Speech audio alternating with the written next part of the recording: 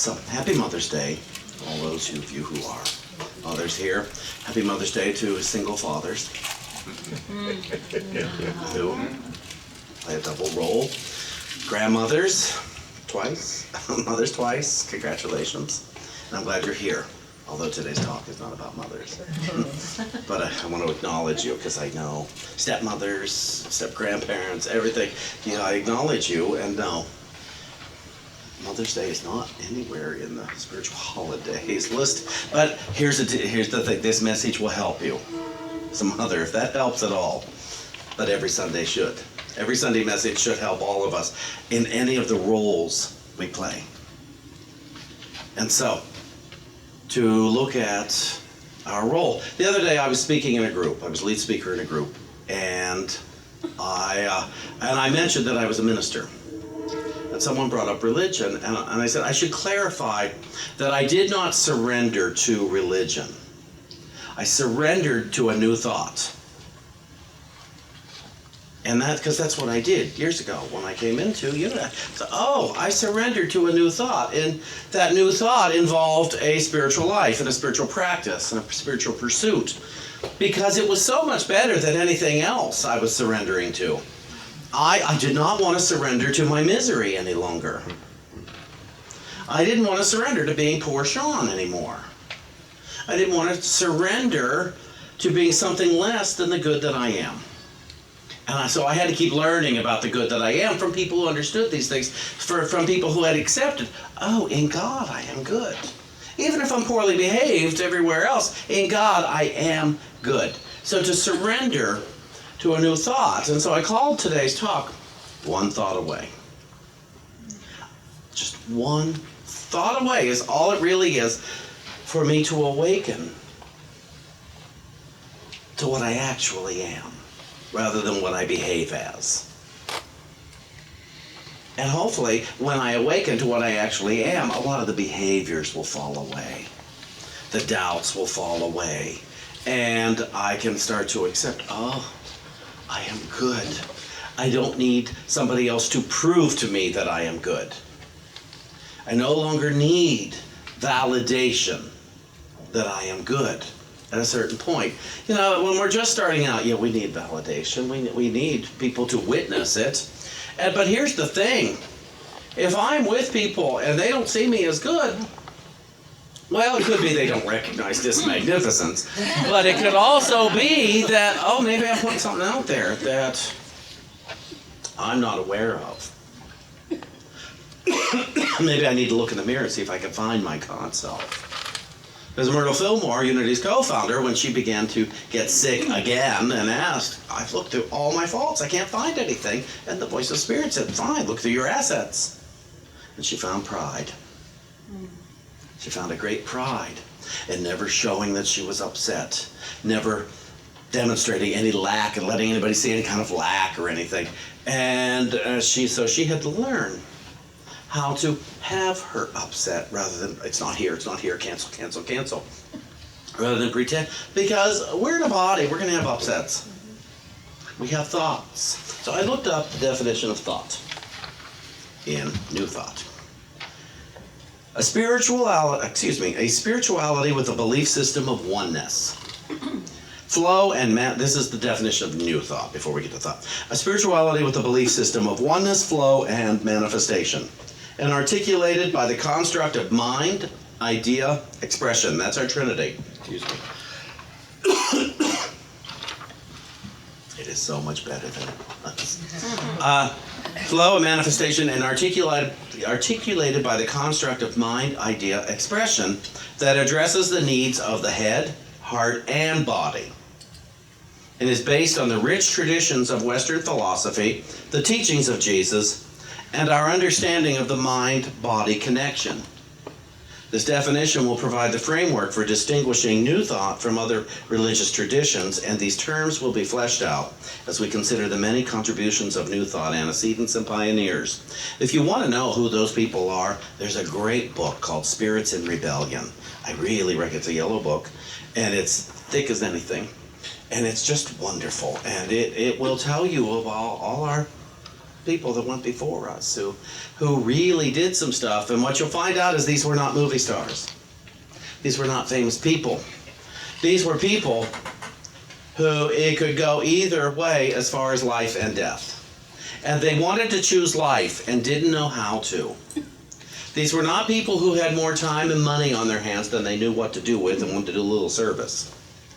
These were people who traditional medicine didn't work for, and they could not find it until finally they went within. And finally they met people who were struggling or had overcome a lot of life-threatening, what we would call diseases. And they heard a single thought that transformed everything. There's one story I remember about a woman named Melinda Kramer. And she's one of the pioneers of divine science. And she couldn't eat. She just could not eat. Nothing would stay down. And it was maddening. And she and her sisters, they would go to church and nothing would happen. And then her mother had a friend, a New Thought teacher, who came to town. I can't tell you her name now because I don't remember. And she went, and she and her sisters went to be polite, really. Nice to this lady coming to town. It's a long time ago when people did things like that. And so they went and heard her lecture. And the woman just talked about God and the God within, stuff like that. And they went 3 times. And that night the family sat down to dinner, and Melinda started eating. Almost unconsciously. She started eating with the rest of the family. And they're like, "You're eating." And she said, "I'm eating." And that's when she realized, as did so many, a thought can cure everything. A thought, a change. Now, I can't tell you about people who have made their transitions. I'm not going to tell you they weren't thinking right. I'm not going to tell you they did something wrong. But let's be clear on that. We're not here to punish those who have made their journey over to the other side. But I'll talk to you guys. Talk to you, I'll talk to me. Where am I coming up short in my joy? Where am I coming up short in my health? Where am I coming up? And when I say short, what I mean is I'm not experiencing the full promises of the kingdom. What's up? It can't be that I ought to be guilty for it. There is no place I know, no teacher that I've ever had that told me I should be guilty for falling short of the ideal. And nobody told me that becoming guilty will get me out of falling short of the ideal. In fact, what they told me is I would continue to fall short of the ideal by trying to use guilt as a healing mechanism. I was taught a thought of God as omnipresence, as omniscience, as omnipotence, could heal and mend a lot of broken pieces. I was taught a thought of God, and lots of words for God. Find your word for God that works for you. Love, love, love is a big one for me. Christ works for me. Sometimes I inappropriately use that word, but when I use it in prayer, conscious prayer, I have healings. Well, I've had the healing of a sprained ankle as a result of just sitting down to meditate. Christ in me is awakened now. And a ripple went through my body from my right ear down, and my ankle went, and I didn't have a sprained ankle anymore. I wasn't trying to heal a sprained ankle. I was sitting connecting to the God of my understanding. I was sitting seeking to raise my thinking, raise my life experience. The body wasn't nearly as important to me as the awakening of my God mind, the awakening of my Christ mind. That was far more important. Some days I forget, and the body and my surroundings become more important. I start to want to control the earth instead of myself. And when I say control myself, what I mean is choose for my highest thinking. Choose for light, for love. Choose because I was promised that if I choose for God, I will never have to hurt myself again. If I practice spiritual principle, I will never again have to hurt myself again. They didn't tell me I wouldn't want to. They told me I wouldn't have to make that choice again. I wouldn't feel the need to do something damaging to my psyche, to my body, to my relationships. Sometimes I forget. Let me read a little more here. Metaphysical meaning of thought. A product of thinking. A mental vibration or impulse. Each thought is an identity that has a central ego around which all its elements revolve. Thoughts are capable of expressing themselves. Every thought clothes itself in a life form according to the character given it by the thinker.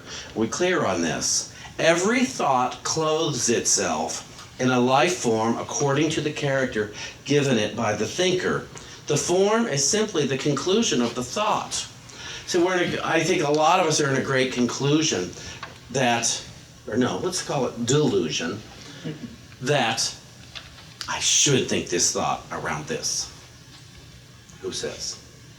Who says besides me? Oh, this happened, I should think this. Interesting. It's confusion because you shouldn't think that. Well, I don't mean you shouldn't think this, but it's not a command. There is no command that this happened, so I should be thinking this. I have not got that commandment. I missed that. And any of the pages of my Bible, any of the Course in Miracles, Wayne Dwyer, Louise Hay, Abraham Hicks, nobody told me that when this happens, I'm supposed to think this. What I did hear is I can always choose for joy. What I did here was go within and ask what to think about this. That's what I was taught. Because I was taught that I was just one thought away from freedom. I was one thought away from joy if I'm not already there. Or here, as the case may be. Just one thought away. So to go on with, one of the axiomatic truths, I'm sorry. Jiminy. Shawn? Yes. No, but thank you. I'll just cough a few more times. One of the axiomatic truths of metaphysics is that thoughts are things. That the mind of man marshals its faculties and literally makes no living entities the thoughts that it entertains is also a foregone conclusion. The word things expresses poorly the active and very vital character of the thoughts to which mind gives life, substance, and intelligence. We see many inanimate things around us in the material world.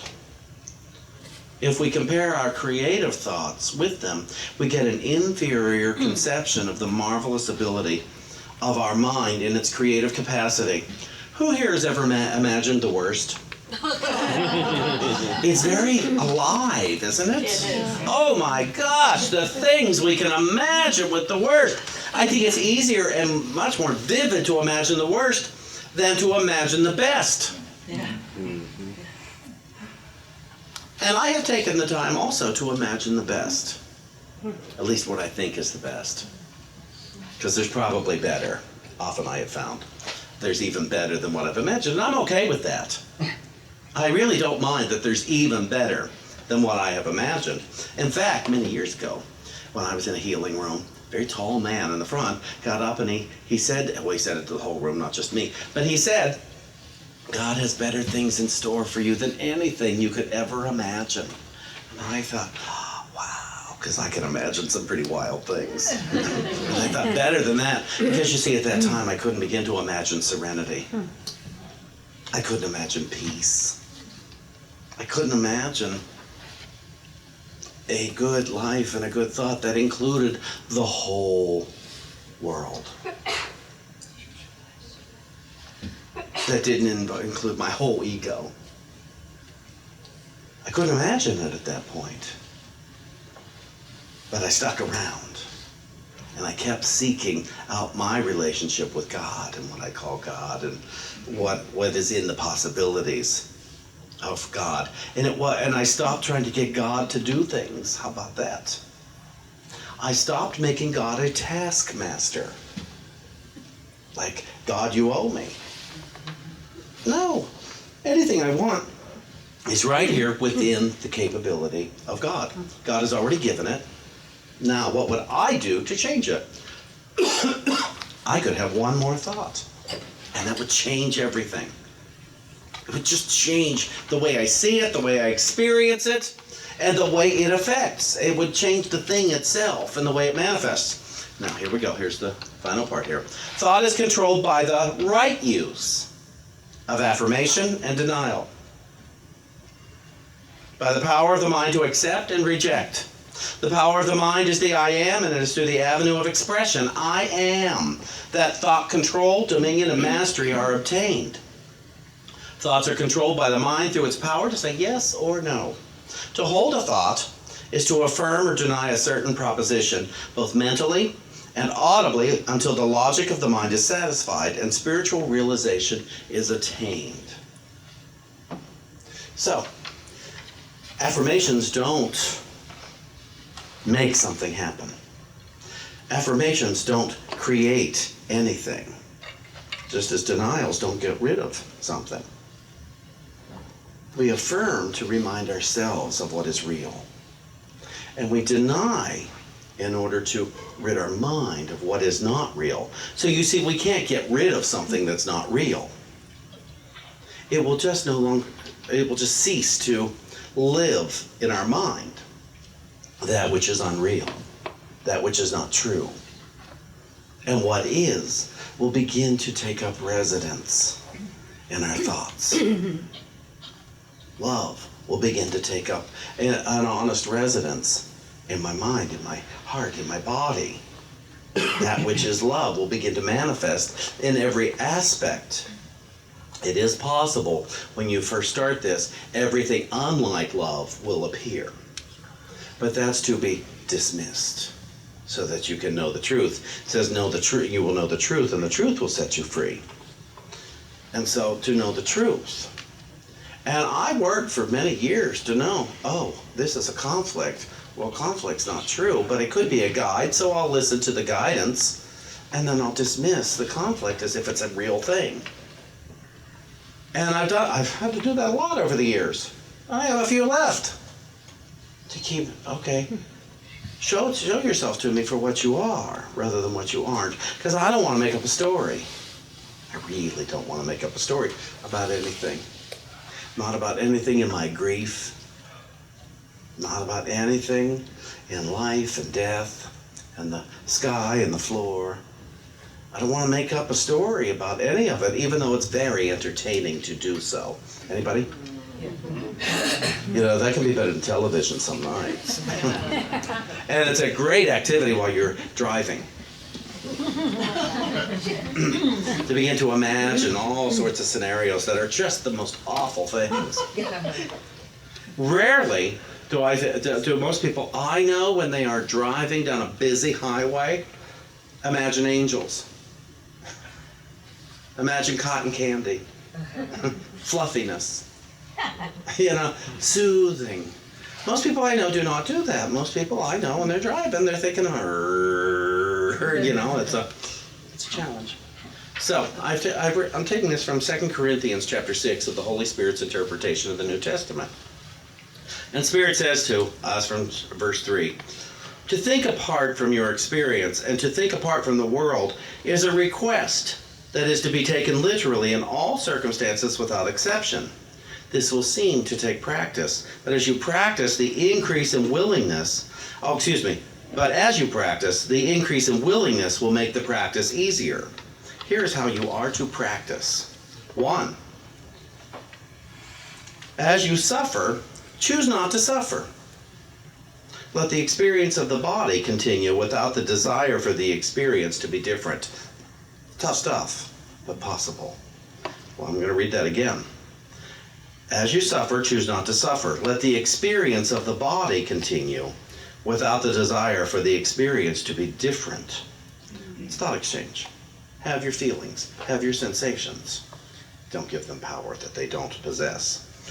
And here's the final part. Rejoice that the experience is not your reality.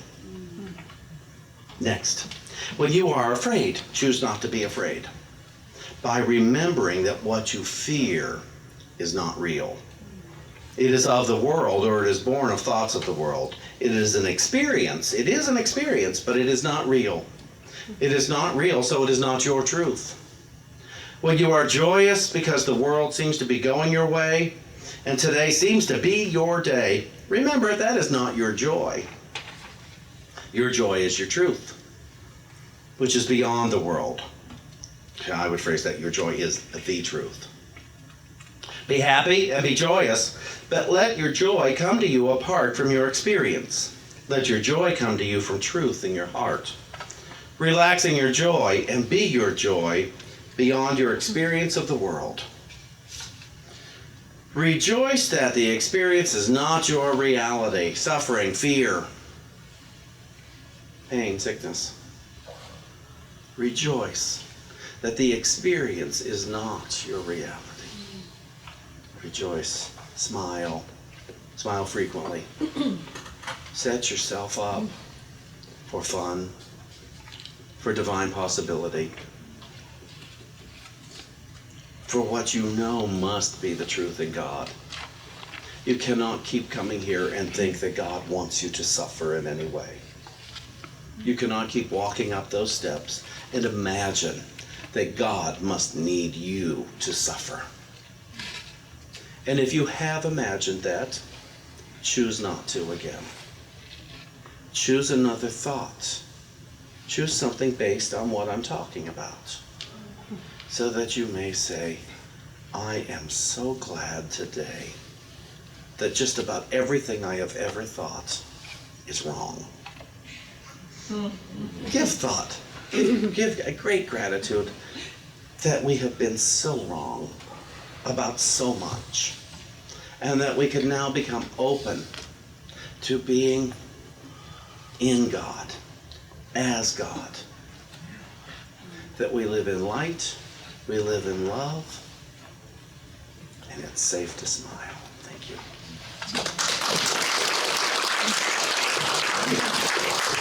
you.